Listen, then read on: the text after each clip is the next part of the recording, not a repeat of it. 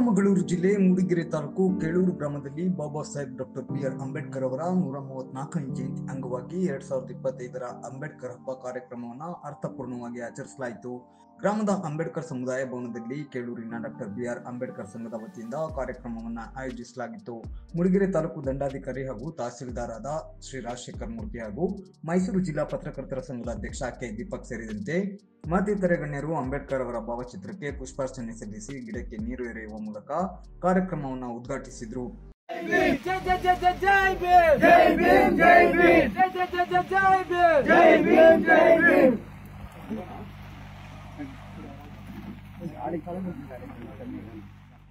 ಮುಖ್ಯ ಭಾಷಣಕಾರರಾಗಿ ಕೆ. ದೀಪಕ್ ಮಾತನಾಡಿ, ಕಳೆದ ಕೆಲವು ವರ್ಷಗಳ ಹಿಂದೆ ದಲಿತರು, ಒಲೆಯರು, ಮಾದಿಗರು, ಬೋವಿಗಳು, ಲಂಬಾಣಿಗಳು ಅಂತ ಹೇಳಿಕೊಳ್ಳಲು ಭಯ ಮತ್ತು ಮುಜುಗರ ಪಡುವ ಕಾಲವಿತ್ತು. ಆದರೆ ಇತ್ತೀಚೆಗೆ ನಮ್ಮ ಜಾತಿಯ ಹೆಸರು ಹೇಳಲು ನನಗೆ ತುಂಬಾ ಹೆಮ್ಮೆ ಎನಿಸ್ತಾ ಇದೆ. ಇದಕ್ಕೆ ಡಾಕ್ಟರ್ ಬಾಬಾ ಸಾಹೇಬ್ ಅಂಬೇಡ್ಕರ್ ಅವರ ಶಕ್ತಿಯೇ ಕಾರಣ ಅಂದ್ರು. ತಮ್ಮ ಸ್ವಾರ್ಥಕ್ಕಾಗಿ ಏನನ್ನು ಮಾಡಿಕೊಳ್ಳದೆ ಪತ್ನಿ ಮಕ್ಕಳನ್ನ ಬಲಿಕೊಟ್ಟು ದೇಶದ ದಲಿತರು ಮತ್ತು ಶೋಷಿತರ ಏಳಿಗೆಗಾಗಿ ಪಣತೊಟ್ಟು ನಿಂತ ಏಕೈಕ ಮಹಾನ್ ದಾರ್ಶನಿಕರು ಅಂಬೇಡ್ಕರ್ ಅವರು ಸೇರಿದಂತೆ ಅವರ ಕಾಲಘಟ್ಟದಲ್ಲಿದ್ದ ದಲಿತ ಹಾಗೂ ಶೋಷಿತ ವರ್ಗಗಳ ಹೀನಾಯ ಬದುಕು ಮತ್ತು ಪರಿಸ್ಥಿತಿಗಳ ಬಗ್ಗೆ ಹಾಗೂ ಈಗಿನ ದಲಿತರ ಸ್ಥಿತಿಗತಿಗಳ ಬಗ್ಗೆ ಸವಿವರವಾಗಿ ವಿವರಿಸಿ ಇದಕ್ಕೆ ಕಾರಣಕರ್ತರಾದ ಅಂಬೇಡ್ಕರ್ ಅವರ ಪುಸ್ತಕಗಳನ್ನು ಓದುವ ಮೂಲಕ ಅವರ ತತ್ವಾದರ್ಶಗಳನ್ನು ಪಾಲಿಸಿಕೊಂಡು ಎಷ್ಟೇ ಕಷ್ಟ ಬಂದರೂ ತಮ್ಮ ಮಕ್ಕಳಿಗೆ ಉತ್ತಮ ಶಿಕ್ಷಣವನ್ನು ಕೊಡಿಸಿ ಅದರಲ್ಲಿ ಬಾಬಾ ಸಾಹೇಬ್ ಅಂಬೇಡ್ಕರ್ ಅವರನ್ನ ಕಾಣುವಂತೆ ಕರೆ ಕೊಟ್ಟರು. ಒಂದ್ ವೇಳೆ ಬಾಬಾ ಸಾಹೇಬ್ ಹೋರಾಟ ಮಾಡಲಿಲ್ಲ ಅಂತಿದ್ರೆ, ಒಂದ್ ವೇಳೆ ಬಾಬಾ ಸಾಹೇಬ್ ಓದ್ಲಿಲ್ಲ ಅಂತಿದ್ರೆ, ಒಂದ್ ವೇಳೆ ಈ ದೇಶಕ್ಕೆ ಬಾಬಾ ಸಾಹೇಬ್ ಸಂವಿಧಾನ ಕೊಡದೇ ಇದ್ದಿದ್ರೆ ಇವತ್ತು ಕೂಡ ನಾನು ಏನೇನು ಹೇಳಿದೆ ಅದೆಲ್ಲವೂ ಕೂಡ ಈ ದೇಶದಲ್ಲಿ ಜೀವಂತವಾಗಿರೋದು. ಇವತ್ತು ನೀವೆಲ್ಲ ಮಾತಾಡ್ರಿ, ಇವತ್ತು ಡಿಸಿ ಆಗಿದ್ದಾರೆ, ಪಿಸಿ ಆಗಿದ್ದಾರೆ ಅಂತ. ಹೌದು, ಇವತ್ತು ರಾಜ್ಯಾಂಗ ವ್ಯವಸ್ಥೆಗೆ ಬರೋದಾದ್ರೆ ಇವತ್ತೇನಾದ್ರೂ ದಲಿತರು, ಅಸ್ಪೃಶ್ಯರು ಇವತ್ತು ಪಿಸಿಯಿಂದ ಹಿಡಿದು ಡಿಸಿ ಒಳಗೆ ಏನಾದ್ರು ಹೋಗಿ ಆ ಜಾಗಗಳು ಕೂತಿದ್ರೆ ಅದು ಅಂಬೇಡ್ಕರ್ ಕೊಟ್ಟಂತ ಸಂವಿಧಾನ ಮತ್ತೆ ಹೋರಾಟಕಾರ. ಒಬ್ಬ ಗ್ರಾಮ ಪಂಚಾಯತಿ, ಒಬ್ಬ ದಲಿತ ಗ್ರಾಮ ಪಂಚಾಯತಿ ಮೆಂಬರ್ ಇಂದ ಹಿಡಿದು ಈ ದೇಶದ ರಾಷ್ಟ್ರಪತಿವರೆಗೆ ಇವತ್ತು ಅಲಂಕಾರ ಮಾಡಿದ್ದಾರೆ ಒಬ್ಬ ದಲಿತರು.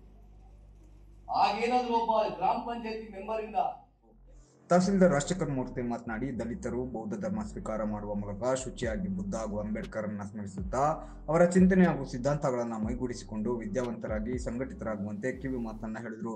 ಇದಕ್ಕೂ ಮುನ್ನ ಸಿಗ್ತೀವಿ ನಾವು, ಆದರೆ ಅದನ್ನ ಪ್ರಾಮಾಣಿಕವಾಗಿ ಮತ್ತು ಬದ್ಧತೆಯಿಂದ ಅಳವಡಿಸ್ಕೊಂಡು ಕೊನೆಯವರೆಗೂ ಕೂಡ ಈ ಸಮಾಜಕ್ಕೆ ಏನಾದ್ರು ಮಾಡಬೇಕು ಅಂತ ಹೇಳ್ತಕ್ಕಂಥದ್ದು ಸಿಗೋದಿಲ್ಲ. ಒಬ್ರು 1 ವರ್ಷ ಪ್ರಾಮಾಣಿಕರಾಗಿರ್ತಾರೆ, ಇಲ್ಲ 10 ವರ್ಷ ಪ್ರಾಮಾಣಿಕರಾಗಿರ್ತಾರೆ, ಕೆಲವರು 20 ವರ್ಷ ಪ್ರಾಮಾಣಿಕರಾಗಿರ್ತಾರೆ. ನಂತರ ನೀವು ಬೆನ್ನು ಚೂರಿ ಹಾಕ್ಬಿಟ್ಟು ಅವ್ರ ಕೆಲಸನ ಮಾಡ್ತಾ ಇರ್ತಾರೆ. ಈ ತರದ ದ್ರೋಹಿಗಳ ದೊಡ್ಡ ತಂಡವೇ ಈ ಸಮಾಜದಲ್ಲಿ ಇದೆ.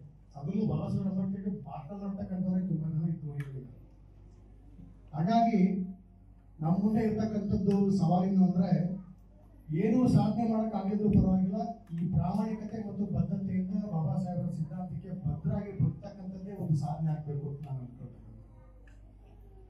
ಬಾಬಾ ಸಾಹೇಬರ ಈ ಹೆಣ್ಮಗಳು ಏನು ಹೆಸರು ಮಾತಾಡೋದಲ್ಲ, ಅವನೇ ಫಸ್ಟ್ ಚೈತ್ರ, ತುಂಬಾ ಚೆನ್ನಾಗಿ ಮಾತಾಡ್ಬೇಕು. ಬಹಳ ಖುಷಿ ಆಯ್ತು, ನಿಮ್ಗೆ ಅವಕಾಶ ಕೊಟ್ಟಿದ್ರೆ ಏನು ಚೆನ್ನಾಗಿ ಮಾತಾಡ್ತಿದ್ದೆ ಅಂತ ಅನ್ಸುತ್ತೆ. ಮಾತಾಡ್ತೀವಿ ಆಮೇಲೆ. ಇದಕ್ಕೂ ಮುನ್ನ ಗಣ್ಯರು ಹಾಗೂ ಗ್ರಾಮಸ್ಥರು ಅಂಬೇಡ್ಕರ್ ಅವರ ಪುತ್ಥಳಿಗೆ ಮಾಲಾರ್ಪಣೆ ಹಾಗೂ ಪುಷ್ಪಾರ್ಚನೆ ಮಾಡಿ ಭೀಮಗೀತೆ ಹಾಡುವ ಮೂಲಕ ಬಾಬಾ ಸಾಹೇಬ್ ಅಂಬೇಡ್ಕರ್ ಅವರಿಗೆ ತಮ್ಮ ಭಕ್ತಿ ಗೌರವ ಸಲ್ಲಿಸಿದ್ರು. ಧಾರಾಕಾರ ಸುರಿಯುವ ಮಳೆಯಲ್ಲಿಯೂ ಪುರುಷರು, ಮಹಿಳೆಯರು, ಮಕ್ಕಳು, ವಯೋವೃದ್ಧರಾದಿಯಾಗಿ ಕಾರ್ಯಕ್ರಮದಲ್ಲಿ ಸಂತಸದಿಂದ ಪಾಲ್ಗೊಂಡು ಅಂಬೇಡ್ಕರ್ ಹಬ್ಬವನ್ನು ಅರ್ಥಪೂರ್ಣವಾಗಿ ಆಚರಿಸಿದ್ರು. ಇದೇ ಸಂದರ್ಭದಲ್ಲಿ ವೇದಿಕೆ ಮೇಲಿನ ಗಣ್ಯರನ್ನ ಸಂಘದ ವತಿಯಿಂದ ಸನ್ಮಾನಿಸಿ ಗೌರವಿಸಲಾಯಿತು.